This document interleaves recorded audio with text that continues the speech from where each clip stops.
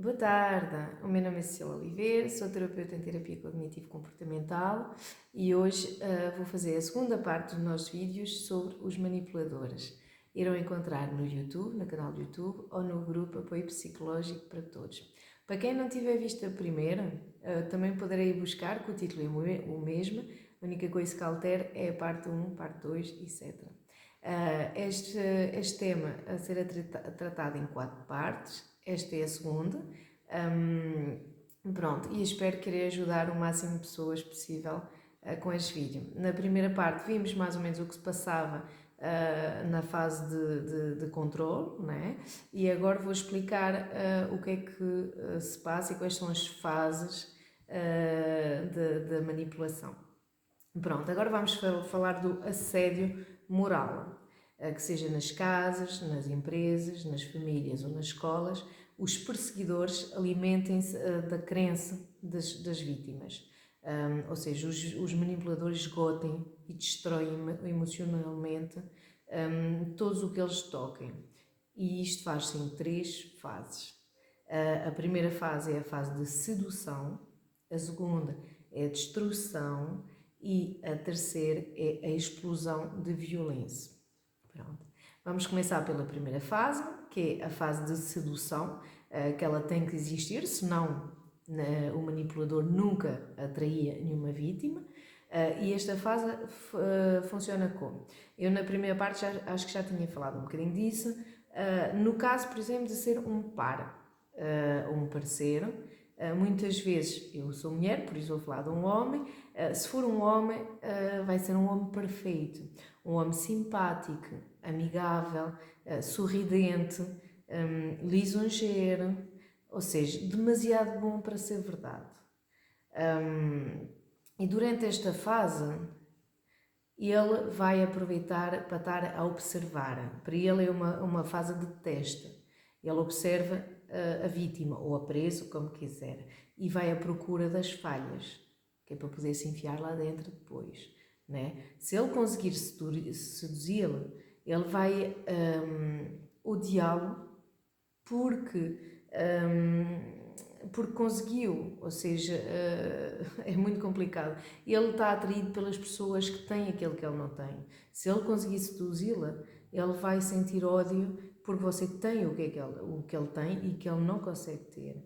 Mas se ele não conseguir, se você desmascará-lo muito depressa, ele vai odiá-lo de imediato. Definitivamente você nunca vai ser amigo. Pronto, que eles não gostem das pessoas que conseguem senti-los. Pronto, isto é a primeira fase, ou seja, a primeira fase realmente é essa, é a sedução. E que se for no trabalho ou se for até numa amizade, tenha sempre muito cuidado e para sempre um bocadinho para pensar quando as coisas parecem demasiado perfeitas. Pronto, porque a perfeição não existe. E se as coisas parecem que são perfeito mais, é porque há qualquer coisa que não bate bem. Por isso esteja sempre atento a isso. Na segunda fase, que é a fase da destruição, o manipulador, como é que é de explicar? É vamos dizer, uma bola de ódio, de rancores, de ciúmes e de angústia. Porque basicamente são as únicas emoções que estas pessoas têm. Eles precisam de despejar a raiva no outro, precisa trazer a sua loucura entre aspas para o outro. Ou seja, o que ele é, ele vai tentar, como é que há a dizer, levar o outro a ser assim, não é? É mais fácil criticar o outro, é o efeito de espelho. Ele vai usar muitas vezes o assédio e vai acontecer de uma forma furtiva, muito suave, que é para a pessoa não se aperceber, mas vai sempre crescendo. Ou seja, que ele é aos poucos, mas vai sempre aumentando. E este mecanismo de demolição, em psicologia, chama-se predação. Porque o que é a predação? É o ato de apropriação da vida. Há alguns animais na natureza que fazem isso, não é? Mas o predador só para quando tem uma nova vítima. Não é? Muitas vezes, enquanto ele não tiver, ele vai manter o foco nisso. Como é que ele vai fazer este processo de destruição? Como é que funciona? Há muitas técnicas, né? Ele vai usar muitos recursos, mas o processo vai começar muitas vezes por um isolamento, ou seja, vai afastá-lo dos amigos, da família, das pessoas que o podem apoiar e que também podem ajudar a abrir os olhos, não é? Quanto mais estiver sozinho, mais é fácil manipular. A violação das condições de vida, ou seja, ou de trabalho, não é? Porque isto tanto pode lhe acontecer na sua vida pessoal como no local de trabalho. Ou seja, imaginamos que você esteja com alguém, esta pessoa, por exemplo, vai impedi-la de dormir, não a vai deixar dormir. Quando você estiver muito cansada, esta pessoa vai ter vontade de falar, vai ter vontade, ou seja, vai invadir pouco e pouco o que você precisa para descansar, o que você precisa para ter o cérebro a funcionar em condições. Ele vai desgastar isto tudo, não vai deixar dormir, às vezes não vai deixar comer, vai-lhe cortar o apetite. Quando chegar a hora de estar na mesa vai ser desagradável, ou vai dizer certas coisas que vão tirar-lhe o apetite, vai espiar o que você faz, vai denigrar os projetos que tem, ou seja, é um trabalho assim muito minucioso, faz-se aos poucos, aos bocadinhos, vai violar a sua dignidade e muitas vezes tem uma recusa em comunicar. Ou seja, vai fazer estas coisas todas, mas depois não comunica. E isto é muito complicado, porque para já você está isolado, já não tem com quem comunicar, e a única pessoa que está consigo recusa-lhe esta comunicação.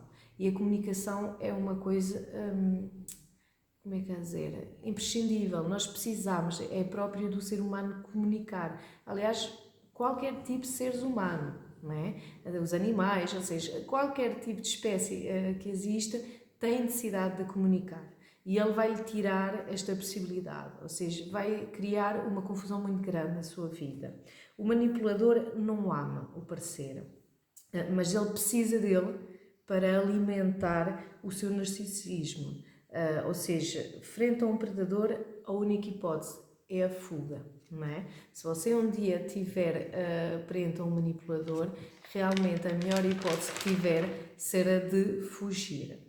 Pronto, não há muito outras hipóteses para safar deste tipo de relacionamento tóxicos.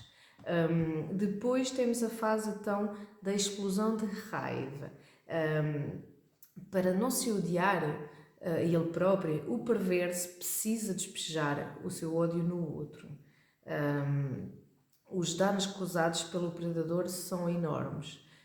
O stress, o cansaço, às vezes dores de cabeça, ansiedade, depressão, transtornos psicossomáticos, desculpe, pode perder peso, pode perder cabelos, pode ter dor de estômago, problema de digestão, problemas endócrinos, hipertensão, transtornos psicológicos, ou seja, pode trazer realmente muitos problemas a vítima que vai ter. Quando a vítima sai de uma relação desta, muitas vezes sofre de estresse pós-traumático, e para ver a violência deste tipo de relação. Não é brincadeira, muitas vezes as pessoas pensam, mas estas pessoas é só se ir embora, mas é muito complicado. Pronto, porque eu posso ser que isto é quase como se fosse uma lavagem de cérebro, ou seja, é um trabalho de desgaste e como é que há de dizer, de aniquilar a personalidade do outro tão grande que é muito complicado sair disso. O que é que acontece? Quando quer sair deste tipo de relação, muitas vezes tem que sair, entre aspas, de uma espécie de nevoeiro, não é? Porque anda assim a viver tão desfaseado com a realidade que é muito complicado perceber como é que está a vida mesmo fora. E como é que vamos fazer isso? Para já vamos desmistificar o mistificador, porque o manipulador é isso, é um mistificador, é uma fraude, ou seja, é mesmo o que ele é. E temos que peço imensa desculpa, demistificar isso. Ou seja, porquê? Porque o maior poder do manipulador é o medo. E muitas vezes basta afirmar-se para parar isso. Não os levar a sério, não os deixar prejudicar. Pronto, há algumas maneiras para evitar este tipo de andamento. Quem são eles? Pronto, isto é muito importante, porque muitas pessoas, eu já ouvi muitas coisas acerca dos manipuladores, que são pessoas extremamente inteligentes, que são pessoas maquiavélicas, pronto, já ouvi tudo, mais alguma coisa.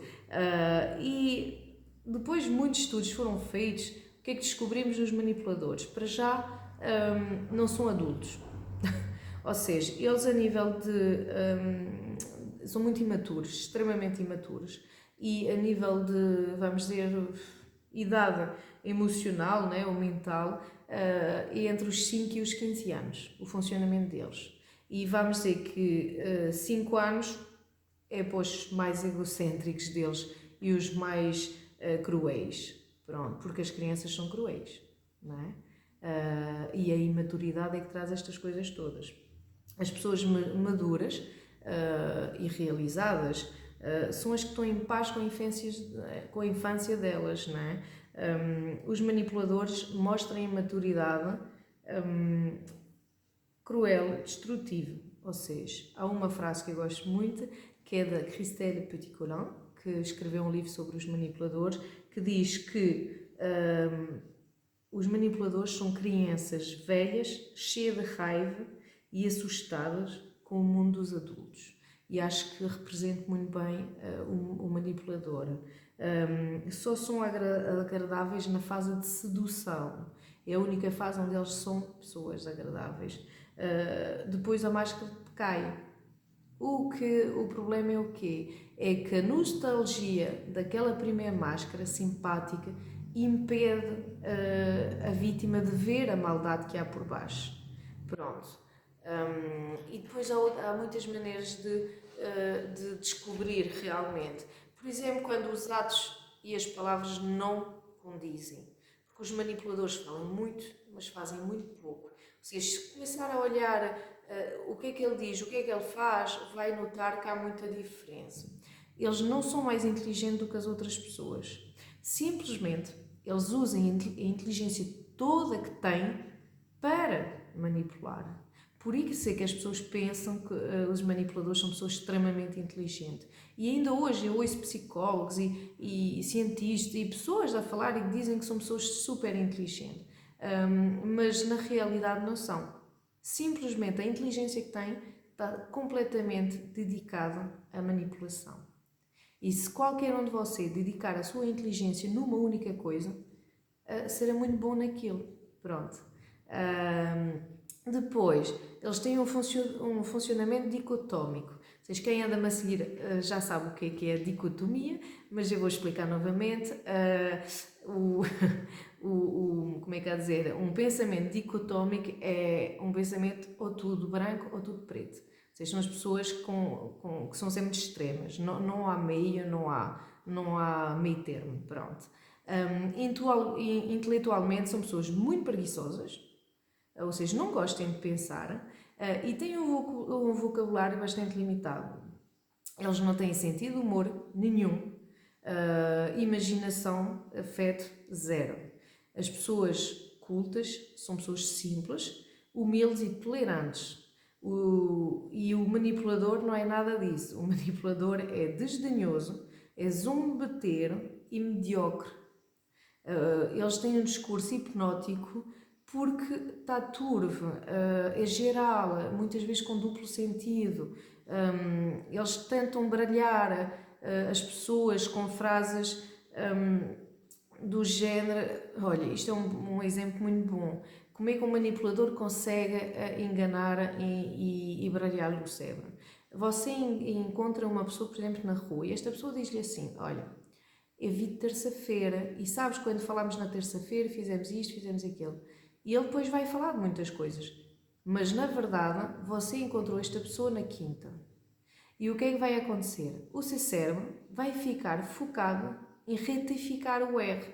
Porquê? Porque foi na quinta. E então, o resto do discurso você já não vai ouvir nada.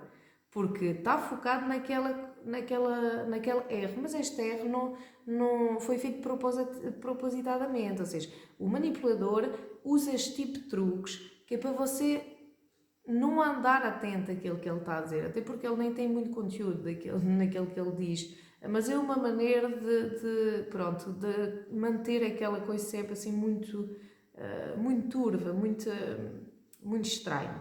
Pronto. E isto, o então, tem outros truques também, até há outras pessoas sem ser manipuladores que o fazem, mas eles são muito acostumados a fazer isso. É, por exemplo, vão começar uma conversa consigo e vão dizer, olha, depois tenho de dizer-te alguma coisa. Mas ele não diz, ele começa a falar. Porquê que não diz logo? Se você tem uma coisa a dizer, diga logo. Não precisa estar a dizer logo no início da conversa, depois eu tenho de dizer-te alguma coisa. Porquê? Porque o seu cérebro vai ficar focado no o que é que ele me quer dizer, será que ele me quer... E então não vai estar atento também outra vez ao discurso. Esteja atento às vezes quando fala com as pessoas, que é para ver. E de certeza que vai apanhar assim muitas pessoas assim. O que é que se pode dizer? Ou seja, muitas vezes o que é que acontece? Quando você encontra um manipulador, tem uma conversa com ele, no fim tem um sentimento assim, mal-estar. Ou seja, teve uma conversa, mas gerou algum desconforto. Não se sentiu muito bem, ficou alguma preocupação por baixo, não é? Depois tem que saber que eles são maus, são cruéis e sem coração. Eles são mesquinhos, agarrados. Isso sim, ou seja, o manipulador é uma pessoa muito agarrada ao que tem, o dinheiro que tem, mas gosta muito de gastar o dos outros. Se você tiver ao pé do manipulador, o dinheiro dele ele não gasta, o seu gasta todo. Até muitas vezes deixem as pessoas em situação muito difícil a nível económico e não podem se ir embora por causa disso. Pronto. Tenham muita atenção também nisso. Quando a pessoa começa a tentar fugir de pagar, quando começa a pedir, isto às vezes podem ser sinais também que há qualquer coisa que não está bem certo. Eles não são capazes de gratidão, nem são generosos, ou seja, na realidade não são. Podem ter atos assim que parecem de generosidade, mas raramente nunca, ou seja, de verdade é.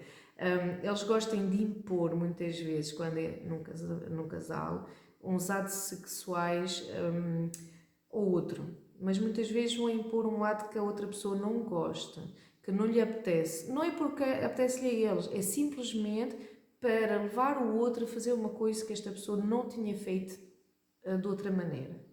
Pronto. É mais uma maneira de rebaixar o outro, fazer a pessoa sentir-se mal. Se você não tem vontade de ter algum tipo de ato na relação de intimidade, não faça. Quem ama, respeita. Não é? Eles gostam, pronto, isto, já falámos dos actos sexuais, peço desculpa que eu tenho que lembrar, eu tenho alguns apontamentos que eu não consigo me lembrar tudo.